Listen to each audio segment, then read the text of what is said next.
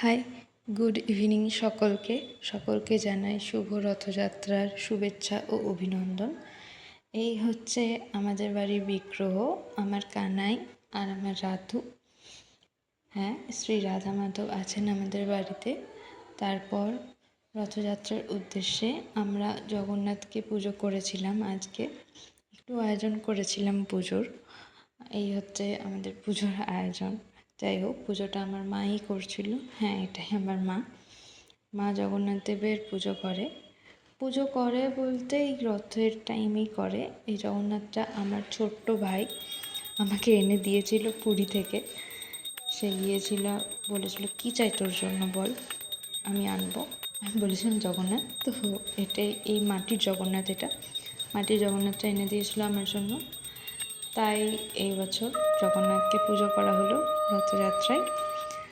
আর এই হচ্ছে আমার আজকে দুপুরের মেনু, রথযাত্রা মানে রথের দিনের মেনু আর কি। আর এই যে রথ বেরিয়েছে আমাদের বিকেলে।